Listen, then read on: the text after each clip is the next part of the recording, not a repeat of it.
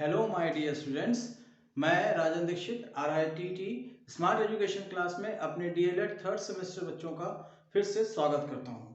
चलिए, हम लोगों ने लास्ट क्लास जहां पर छोड़ा था आज हम उसके आगे बढ़ते हैं। ठीक है, हम लोग जो है क्वेश्चंस कर रहे थे, क्वेश्चन आंसर हम लोगों का हो रहा था और हम लोगों ने कुछ क्वेश्चंस किए भी थे। मैं आज आपको कुछ और भी क्वेश्चंस जो है बताऊंगा, देखिए किस तरह से सवाल को आप उस फॉर्मूला बेस पे या लॉस का इस्तेमाल करके कर सकते हैं। मेरे पास कुछ क्वेश्चंस हैं, मैं उन सभी क्वेश्चंस को मैं आपको बता रहा हूं ताकि आपका जो है कॉन्सेप्ट वो क्लियर हो जाना चाहिए। और इसीलिए मैं इतने शॉर्ट वीडियोस में ज़्यादातर मैं अपने वीडियोस में सिर्फ एक या दो ही क्वेश्चन बताता हूं ताकि आप उसको बार बार आगे पीछे करके देख सकते हैं अगर समझ नहीं आता है। इसीलिए मैं ज़्यादा बड़े बड़े वीडियोज़ नहीं बनाता। ठीक है, तो आज हम जो है आगे शुरुआत करते हैं।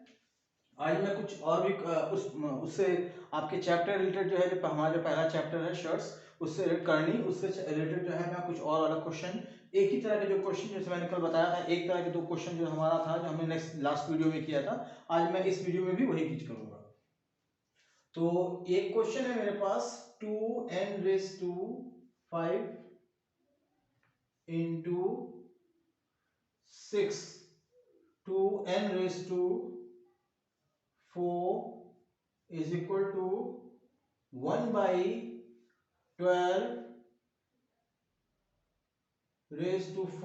इंटू 2। ठीक है, तो चलिए आप देखिए, यहाँ पर आप इसको ध्यान से देखिए। अब हमारे पास जो सवाल है, सबसे पहले जो सवाल होता है, सवाल का जो आधार क्या होता है और उसकी डिमांड क्या होता है, ये हमको देखना चाहिए। आप यहाँ पर देखिए, यहाँ पर हमारे पास 2n-5 है और 6⁵ है और फिर 12 दिया हुआ है। तो आपको इन सभी के बीच में जब भी ऐसा सवाल हो तो सबसे पहला आपका जो काम है, आपको एक कॉमन फैक्टर ढूंढना होगा। उस कॉमन फैक्टर के आधार पे ही आप सारे सवाल, मतलब उस सवाल को आप अच्छे से बना सकते हैं। तो हम लोग यहाँ पर आते हैं। अब आप लोगों ने, मैंने लॉ बताया था पिछले जो भी हमारे वीडियोस थे, मैंने उसमें लगभग 2-3 जो लॉस थे मैंने उसका इस्तेमाल करके बताया था, वही चीज आपको यहाँ भी करना है। तो आप यहाँ पर देखें, आप यहाँ पर क्या है, तो अब हमारे पास 2n-5 है, उसके बाद 6⁵ है। 2 और 6 ये दो नंबर हैं और यहाँ 12 है। तो कोई बात नहीं, हम आते हैं यहाँ पर, इसको मैंने ऐसे ही कर दिया, ये 2n/25 हो गया, ये तो अंडरस्टूड होगा आपको। ठीक है, और इंटू 6/6⁴,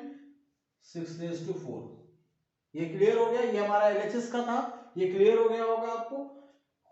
इधर भी हम कर लेते हैं, तो इधर मैं एक काम करता हूं, ये हमारे पास ये दिया हुआ है 12 है, तो 12 को दो भाग में हम ऐसा स्प्लिट करें कि वो हमारा कॉमन हो जाए। तो देखिए यहाँ पे 6×2=12 है, तो 6×2=12 है, तो मैं इसको 2 इंटू 6 करता हूं होल⁴ इंटू 2।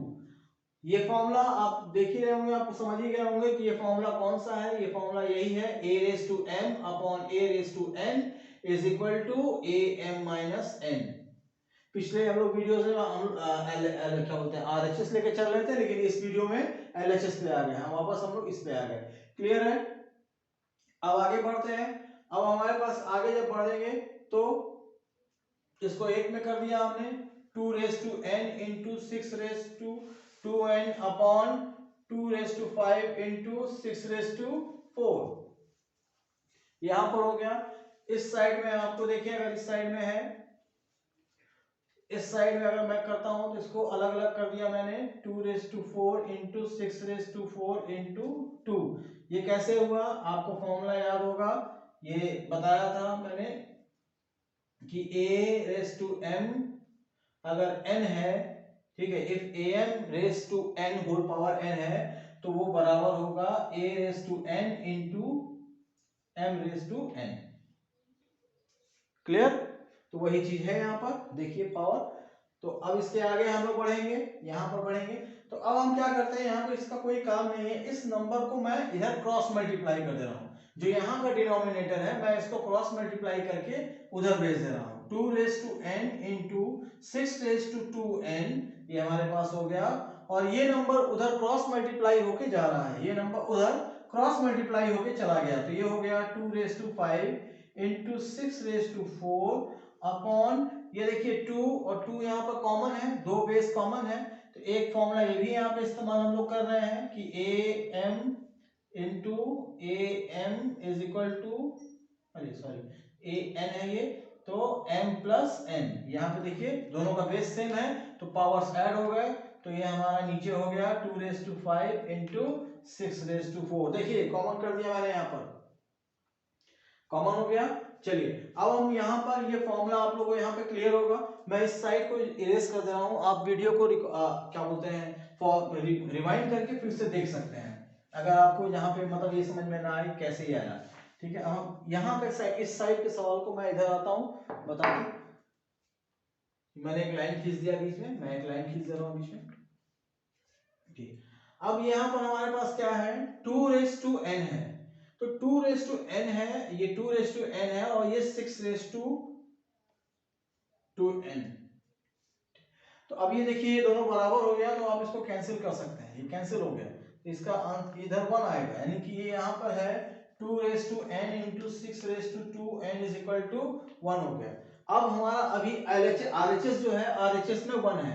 अभी देखिए हमारे पास जो RHS है यहाँ 1 है, तो RHS को मैं यहाँ छोड़ दे रहा हूँ, मैं LHS में आता हूँ।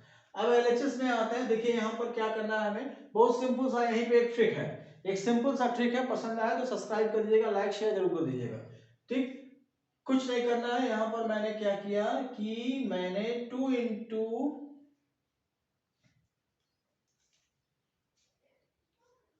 6 स्क्वायर इंटू n कर दिया। ठीक, मैंने यहाँ पर क्या किया, n को कॉमन कर दिया, n को कॉमन कर दिया और 2 और 6 को अंदर कर दिया। आपको ये फॉर्मूला आप लोगों ने आपको याद होगा कि a⁻m whole raise to bracket is equal to a⁻m_n। इस फॉर्मूला का इस्तेमाल यहाँ पे किया है मैंने। ठीक है, इस फॉर्मूले का इस्तेमाल यहाँ पर हुआ है। नहीं, ये फॉर्मूला नहीं है, ये फॉर्मूला नहीं है, दूसरा वाला है, सॉरी सॉरी सॉरी, ये फॉर्मूला नहीं है, ये फॉर्मूला यहाँ पे ये है a क्या बोलते हैं a⁻m is equal to an into mn। तो इसकी जगह मैंने इस फॉर्मूले का इस्तेमाल किया, LHS का प्रयोग यहाँ पे किया। अब देखिए यहाँ पर 2 को कॉमन ले लिया, n को कॉमन लिया मैंने, n को जब कॉमन लिए तो 2 इंटू 6 अंदर रह गया, तो ये हो गया आपका 72 whole raise to n, 6 36 36 two या 72। तो हमारे पास LHS में, अब देखिए हम दोनों को सामने लेकर आते हैं, ये हमारा LHS है और ये हमारा RHS है। तो LHS में हमारे सामने वैल्यू है 72⁵n और RHS में जो वैल्यू है वो 1 है। ठीक, तो आप लोगों को याद होगा ये फॉर्मूला है a⁻0 is equal to 1, a⁻0 is equal to 1, यहाँ वैल्यू 1 है, कोई बात नहीं, तो इसको हमें ऐसे भी लिख सकता हूं 72n, तो ये हो गया 72 होल रेज टू 0। इसको यहां से ब्रैकेट हटा देते हैं, ब्रैकेट में कोई काम नहीं है, ये ब्रैकेट में हटा दे रहा हूं, सॉरी, ये होल रेज टू 0।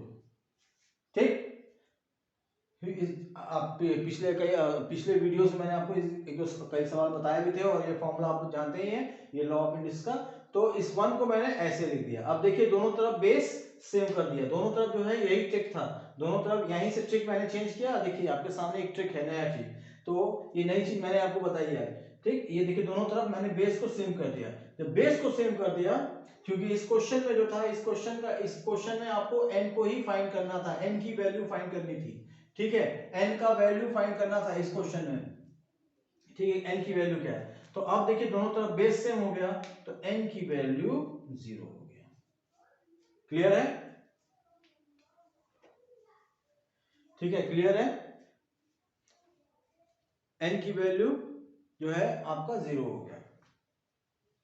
मेरे ख्याल से आपको ये सवाल, ये थोड़ा बड़ा सवाल था, इसलिए मैं इसीलिए बहुत शॉर्ट वीडियोस बना रहा हूं, ताकि अपने जो भी डीएलएड बच्चे हैं, क्योंकि जान ही रहे हैं कोविड-19 की वजह से सारे क्लासेस प्रभावित हैं और ऑनलाइन में जो भी क्लासेस चल रही हैं, हो सकता है कुछ बच्चे बहुत तेज होते हैं, कुछ बच्चे कमज़ोर भी होते हैं, कुछ लोगों को जल्दी समझ में आता है, कुछ लोगों को धीरे धीरे समझ में आता है। इसीलिए मैं शॉर्ट वीडियोस बना रहा हूँ, ज़्यादा बड़े वीडियोस नहीं बना रहा हूँ, ताकि आपको जो है अगर कुछ चीज़ समझ में ना आए तो आप उसको रिवाइंड या फॉरवर्ड करके बार बार देख सकते हैं। उसके बाद भी समझ में ना आए तब आप मुझे कमेंट बॉक्स में जो है आके कमेंट जरूर करिए, ठीक। इसलिए मैं आज एक ही सवाल मैं बताऊंगा, इससे रिलेटेड मैं और भी सवाल आपको बता सकता हूँ, ठीक है। तो ये आपको यहाँ तक ध्यान देना होगा। ये मैंने बता दिया किस तरह से लॉ का इस्तेमाल करना है, कैसे लॉस का किस जगह पे कौन सी टेक्निक का इस्तेमाल करना है। देखिए मैंने किस तरह से टेक्निक का इस्तेमाल किया, एक टेक्निक मैंने यहाँ इस्तेमाल किया था और दूसरा टेक्निक यहाँ पे इस्तेमाल किया है। तो ये जो है ये बेसिक इंप्लीमेंट्स है, ये कॉन्सेप्ट है मैथ का। तो ये कॉन्सेप्ट आपका क्लियर होना चाहिए कि मैंने सवाल को किस तरह से कॉन्सेप्ट के माध्यम से मैंने सवाल को किस तरह से सॉल्व किया। ये पूरा सवाल आपके सामने है, आप ठीक है, बोर्ड छोटा होने की वजह से मैंने मिटाया है जो भी पीछे, तो आप उसको रिवाइंड करके देख सकते हैं। यहाँ तक आपको जो भी चीजें हैं वो अगर आपको स्पष्ट है, अगर उसके बाद भी अगर कहीं आपको असंतुष्टि है या आपको समझ में नहीं आता है तो आप मुझे कमेंट बॉक्स में आके कमेंट करें, मुझसे पूछें, ठीक। तो आज के लिए मेरे प्यारे बच्चों, हमारा जो ये जो टॉपिक है, आज का जो टॉपिक था वो मैं यहीं पर क्लोज करता हूँ। फिर हम आपसे मिलेंगे अपने नेक्स्ट वीडियो में इसी तरह के और भी रिलेटेड सवाल लेके, या बड़े छोटे जो भी हैं मैं इस तरह से फिर आपको बताऊंगा, और मैं उसमें और भी कुछ जो भी ट्रिक्स होंगे मैं आपको जरूर बताऊंगा। तो आज के लिए ही बस इतना ही, धन्यवाद।